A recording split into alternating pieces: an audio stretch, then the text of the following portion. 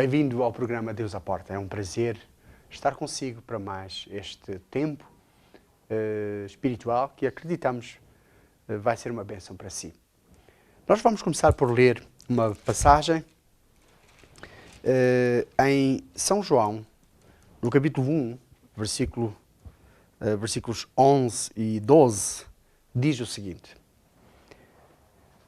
Jesus veio para o que era seu e os seus não o receberam. Mas a todos quantos o receberam, deu-lhes o poder de serem feitos filhos de Deus, aos que creem no seu nome, os quais não nasceram do sangue, nem da vontade da carne, nem da vontade do varão, mas de Deus. Nesta passagem, João, como noutras passagens também, João introduz um princípio muito interessante. É o princípio do novo nascimento, ou seja, a necessidade de não apenas nascermos naturalmente dos nossos pais, mas também nascermos espiritualmente e, neste caso, nascermos de Deus. E João explica claramente, está aqui a falar de Jesus, diz que ele veio para o que era seu, porque toda a terra, todas as pessoas, tudo isto que existe na terra é de Jesus Cristo, mas os seus não o receberam. Mas a todos quantos o receberam, Jesus deu-lhes o poder de serem feitos filhos de Deus aos que creem no seu nome. Porque não nasceram somente do sangue, nem da vontade da carne, mas nasceram de Deus. E é isto que nós vamos estar a falar hoje. E eu gostaria de orar para que Deus possa realmente tocar na sua vida, na medida em que você vai descobrir esta verdade para si. Querido Pai, no nome do Senhor Jesus, eu oro para que a Tua unção se manifeste nas nossas vidas neste momento. Eu oro, Senhor, para que abençoe os nossos queridos telespectadores, de modo a que recebam uma unção fresca nas suas vidas para entenderem a Tua palavra, Senhor. E eu oro para que, ó Deus, se há algum problema, alguma situação nas suas vidas que precise de cura, que precise de uma intervenção miraculosa, eu oro, Senhor, para que respondas ao clamor e ao anseio e à aflição de cada um dos que estão neste momento a ver este programa e a receber a mensagem de Deus. Eu oro, Senhor, também para que a Tua unção se manifeste nos corações daqueles que ainda não entendem, não conhecem o Senhor Jesus como seu Salvador pessoal, para que possam entender e conhecer que em Jesus Cristo nós temos salvação eterna. É isto, afinal, o que nós queremos, Senhor, passar, porque é esta a Tua vontade. Nós te agradecemos desde já, em nome de Jesus. Amém. Como eu ia dizendo, neste programa, portanto, nós falamos acerca do que é o novo nascimento. É interessante que o Senhor Jesus, em São João, no capítulo 3, versículos 1 ao versículo 8, Jesus explica a Nicodemos, que era um religioso, era, de facto, não só um religioso, mas ele era um doutor da lei, portanto, era um teólogo, e ele explica-lhe este conceito do novo nascimento e também o conceito da necessidade de nascer da palavra, nascer de Deus, e Nicodemos, a princípio, ele nem entendia o que é que Jesus estava a falar. Porquê? Porque, de facto, a vida com Deus não é uma vida religiosa. A vida religiosa é uma tentativa humana, mas por meios humanos, de tentar alcançar Deus, de tentar comunicarmos-nos com Deus, enfim, e termos uma resposta de Deus. Só que Deus, que é infinito, que é eterno, Ele é quem determina como é que o nosso relacionamento com Ele deve ser feito. E, portanto, o ser humano não pode por si mesmo chegar-se a Deus, a não ser através dos métodos que Ele próprio estabelece. E o método que Ele estabeleceu, por excelência, é, sem dúvida, Jesus Cristo. Ele disse, o Senhor Jesus disse: eu sou o caminho, a verdade e a vida. Ninguém vem ao Pai a não ser por mim. Portanto, Ele também disse: eu sou a porta, quem entrar por mim salvar-se-á. Portanto, nestas duas passagens, Jesus está claramente a mostrar que não há outra porta, não há outro caminho. Ele, de facto, diz que que nós devemos porfiar por entrar pela porta estreita e pelo caminho estreito, que é Ele. Portanto, há, sem dúvida, condições que Deus estabelece em Jesus Cristo para nós sermos salvos, para nós termos nossos pecados perdoados e para nós termos também o acesso ao registro no céu, em que o nosso nome será, portanto, registado se nós o recebermos. E nesta passagem de São João, que nós acabamos de ler, no versículo 12, claramente diz que a todos quantos receberam o Senhor Jesus, Deus dá-lhes o poder de serem feitos filhos de Deus. Há aqui várias implicações. Primeiro, nem todas as pessoas são filhos de Deus. Essa expressão, enfim, que é muito comum entre o povo português, todos são filhos de Deus, todos somos filhos de Deus. Esta é uma expressão bem popular. De acordo com esta passagem, de acordo com este versículo 12, é mentira. Nem todos são filhos de Deus.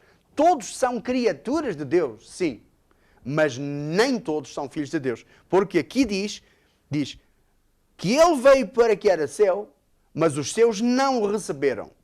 Mas a todos quantos o receberam, deu-lhes o poder de serem feitos filhos de Deus, aos que creem no seu nome.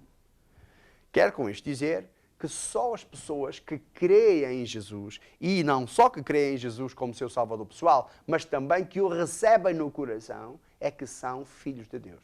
Só esses. As outras pessoas não.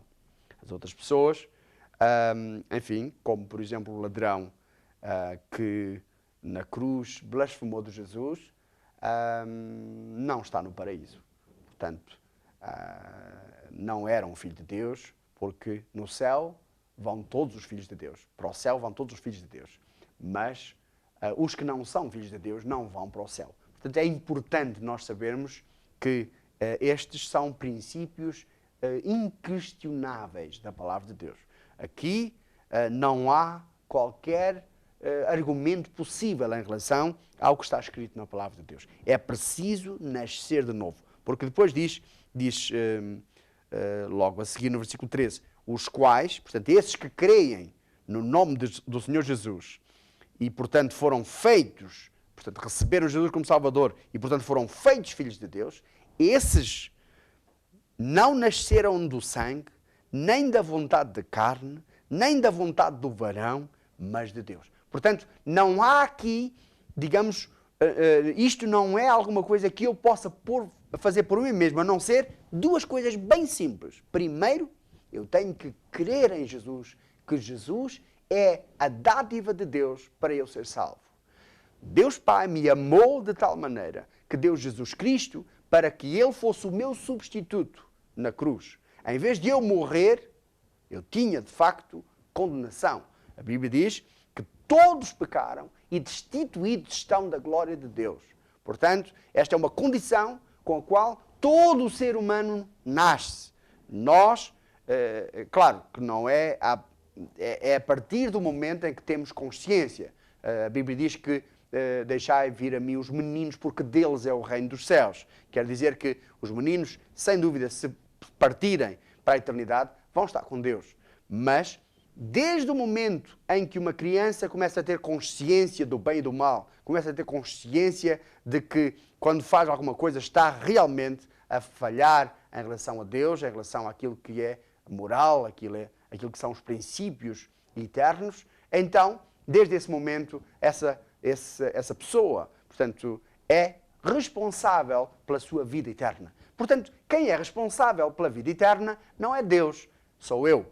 Deus deu-me tudo o que eu preciso para assegurar que eu vou, se eu partir para a eternidade, entrar no paraíso e ficar com Deus para sempre. Se eu o recebo ou não, se eu aceito essa condição ou não, isso é da minha responsabilidade, tem a ver com o meu livre-arbítrio e, portanto, não se pode de forma alguma pensar que seja alguma coisa que Deus possa fazer por mim. Deus não vai fazer por mim, eu é que tenho que escolher, eu é que tenho que decidir. E isso infere-se deste texto. Portanto, a todos quantos o receberam. Ou seja, diz que nem todos o receberam. Ele veio para o que era seu e os seus não o receberam. Quer dizer, há muita gente que não recebe Jesus como seu Salvador. Nem querem saber de Jesus. Portanto, ouviram falar de Jesus. Alguns, enfim, infelizmente, ainda não ouviram. Mas já são poucos. E a esses Deus vai julgar de acordo com a sua consciência, de acordo com Romanos, capítulo 1. Mas aqueles que ouviram falar de Jesus, quando partirem para a eternidade, terão que prestar contas acerca da informação que receberam acerca de Jesus Cristo. E, prezado telespectador, você que está aí neste momento a escutar-me, acredite que você será um dia responsabilizado por esta mensagem que está a ouvir. Porquê? Porque Deus não envia a sua palavra em vão. A Bíblia diz que a minha palavra não será enviada em vão. Antes fará aquilo para a qual é enviada. Portanto, a palavra de Deus é eficaz, é poderosa e tem uma componente. Deus vela por ela para a fazer cumprir. E quer dizer com isso que quando a palavra de Deus está a ser pregada, está a ser anunciada, está de alguma forma a ser evangelizada, as pessoas passam a ser responsáveis por essa palavra eternamente. Portanto, terão que um dia prestar contas a Deus porque escutaram a verdade. E de alguma forma, enfim, endureceram o coração, enfim, relativizaram, pensaram que não era assim tão verdade, tão importante, e o facto é que poderão eventualmente partir para a eternidade e encontrar do outro lado um fim eterno muito desagradável. Portanto, aqui claramente Jesus está a dizer que é preciso nós, primeiro, recebermos Jesus como Salvador, ou seja, temos que acreditar nele e recebê-lo como Salvador. E diz que neste processo o que acontece é que nós nascemos de novo. Nós passamos a ser, enfim, nascemos não do varão, mas de Deus. Não de pessoas, não da vontade da carne, mas da vontade de Deus, mas do próprio Deus. Nascemos de novo. Ora, neste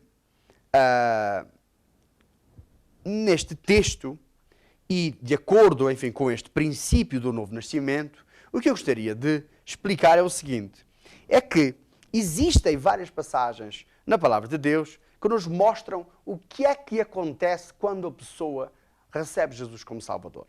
E antes de eu entrar nesse capítulo, eu gostaria neste momento de fazer uma oração.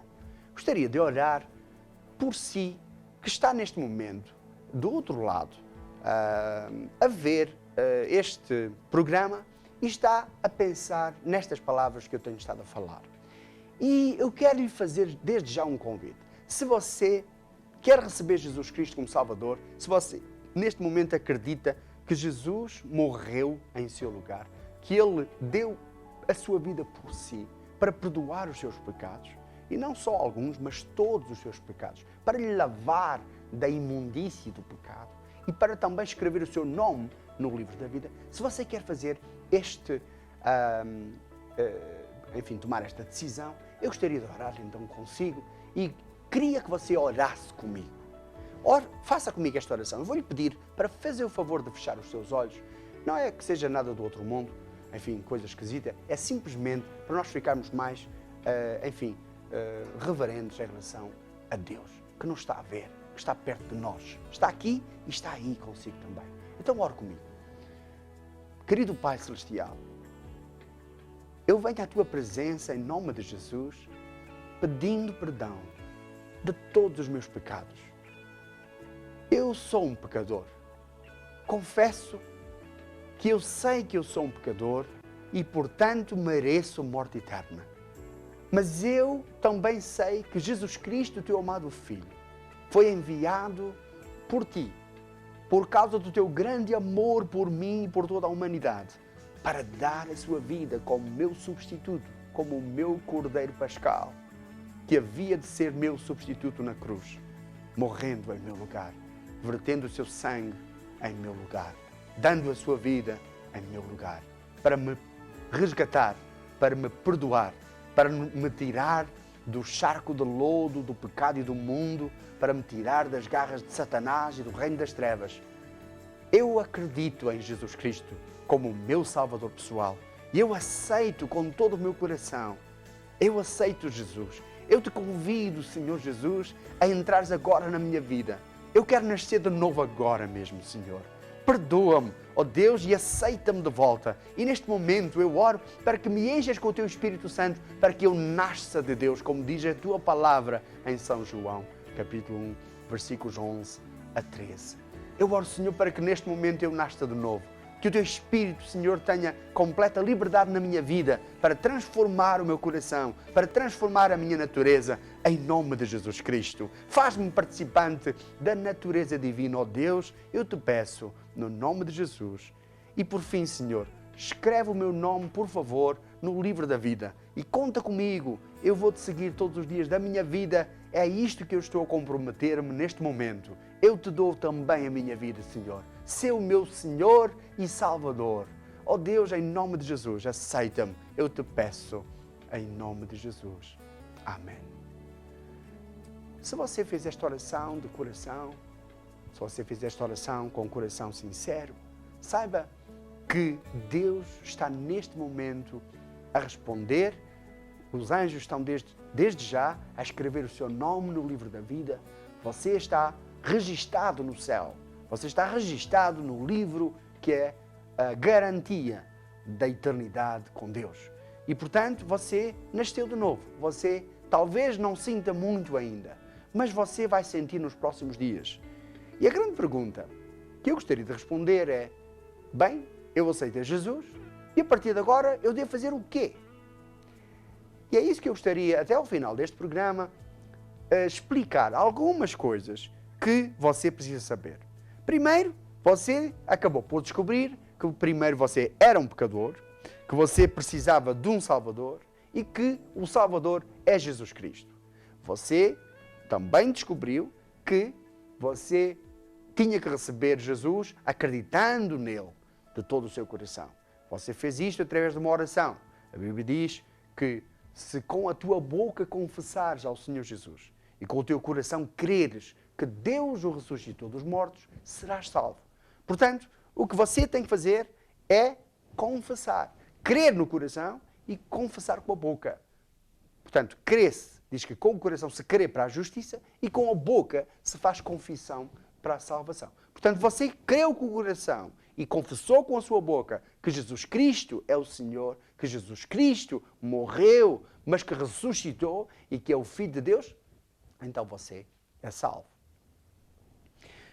A Bíblia diz, em Romanos capítulo 3, versículo 23, que o salário do pecado é a morte, mas o dom gratuito de Deus é a vida eterna por Cristo Jesus.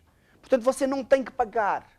Aqui é importante que você saiba que os seus dízimos, as suas ofertas alçadas, não contam em relação à nossa salvação eterna. Esses são apenas, enfim, são áreas da nossa vida cristã que nós fazemos. Nós contribuímos para a obra de Deus, enfim, com os nossos dízimos, com as nossas ofertas, nós contribuímos, mas porque nós estamos felizes com aquilo que Deus fez na nossa vida e não para sermos salvos.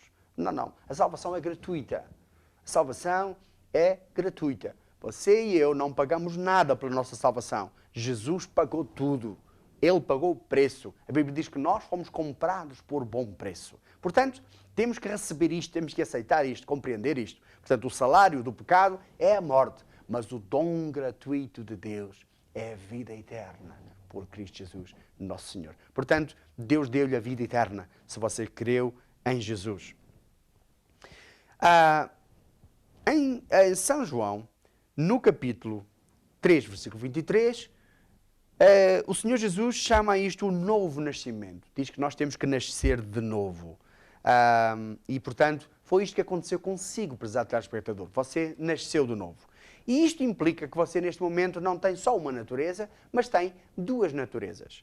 Tem a antiga, tem a natureza, enfim, que você recebeu quando você nasceu a primeira vez, mas agora tem uma nova natureza. A Bíblia chama-lhe a natureza de Deus e diz, através da boca de São Pedro, diz que nós somos feitos participantes da natureza divina.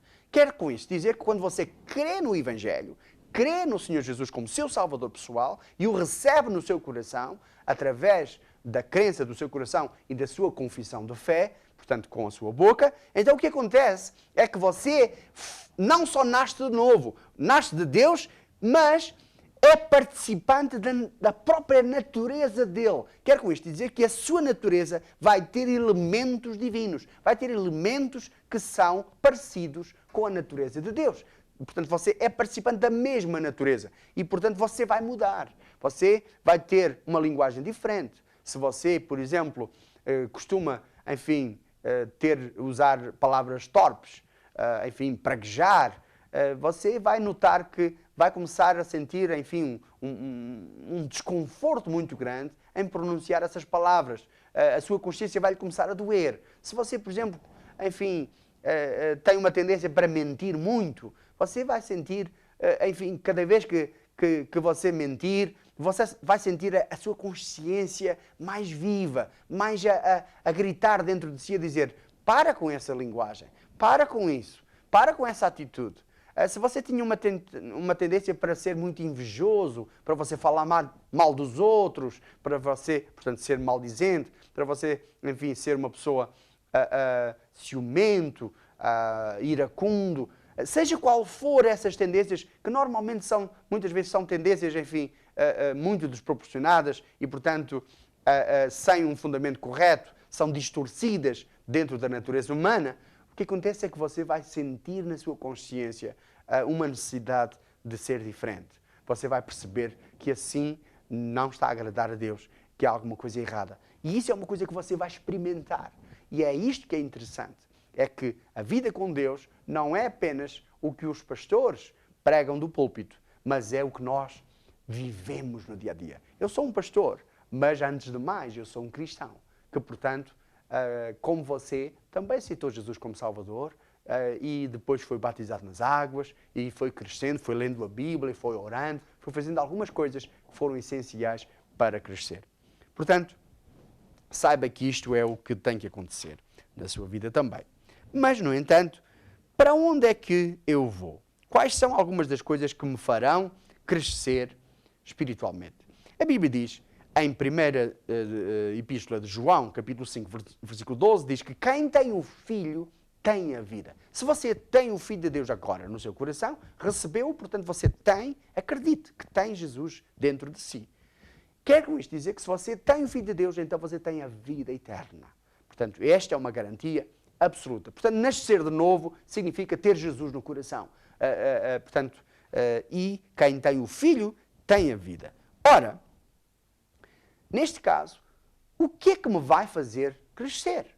Bem, em primeiro lugar, você precisa começar a ler a Bíblia. A leitura da Bíblia é fundamental para você crescer. Porquê? Porque a Bíblia diz que nem só de pão viverá o homem, mas de toda a palavra que sai da boca de Deus. Quero com isto dizer que você e eu, nós como cristãos, precisamos ter leitura da Bíblia. Precisamos ler, enfim, pegar, por exemplo, eu aconselho a começar hoje mesmo com o livro de São João. Comece a ler o livro de São João. É um livro que tem apenas, enfim, 2 dezenas de capítulos, portanto não são assim muitos capítulos, e você dentro de pouco tempo você vai ter lido. Se você ler, por exemplo, 3 capítulos por dia, você vai acabar numa semana. Portanto vai ser rápido. Leia a Bíblia.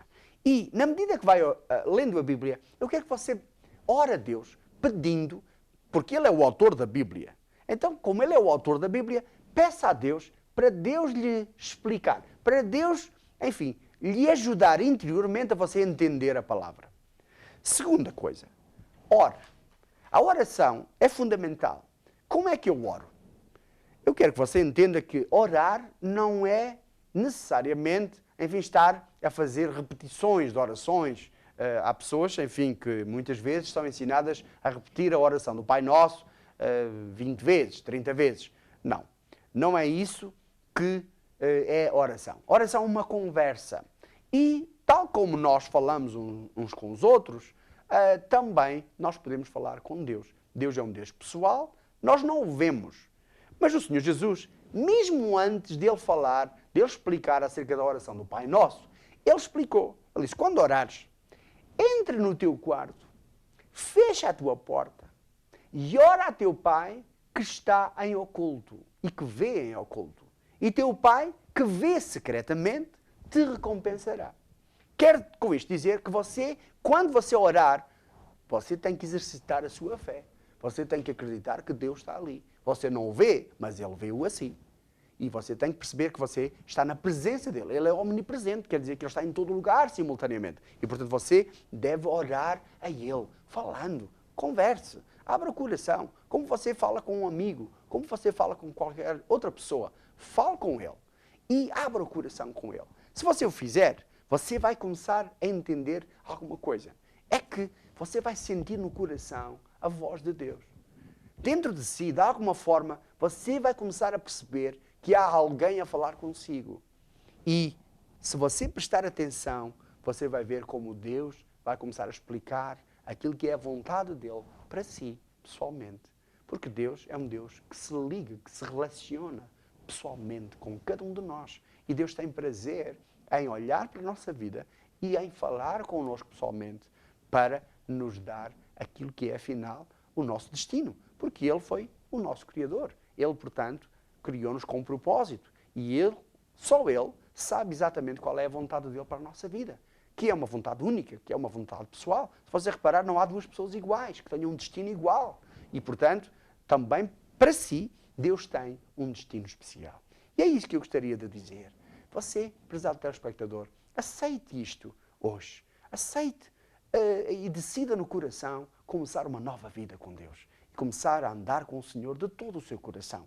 E você vai ver que, lendo a Bíblia e orando, você vai ter uma melhor vida. Claro que há outras coisas importantes, como o testemunho, enfim, falar de Jesus aos outros, como frequentar a igreja, portanto, uma igreja local que pregue este tipo de mensagem que eu preguei, como obedecer àquilo que você começa a perceber que são os princípios éticos e morais que estão na palavra de Deus e que você vai ouvindo do pastor. Portanto, esses são alguns dos princípios, algumas das coisas que você precisa fazer na prática. Se você o fizer, você vai ver que a sua vida vai melhorar e você vai ser muito feliz. Deus ricamente lhe abençoe. Até a próxima.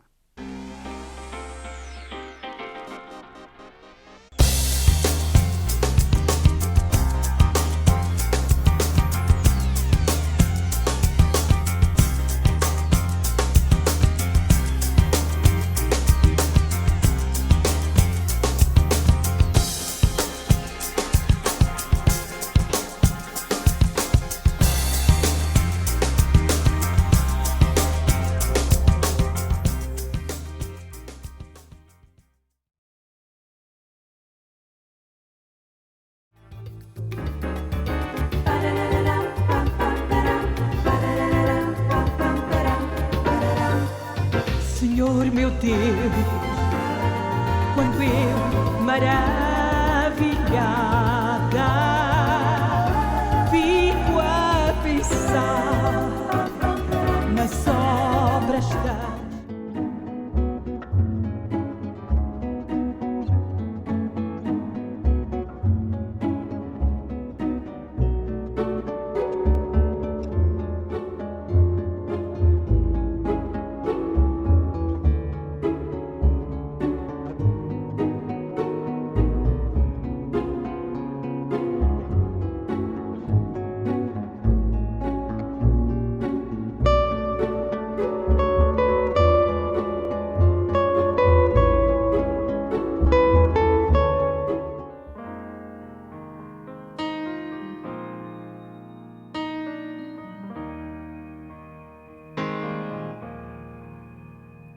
Quero ser, Senhor, como tu.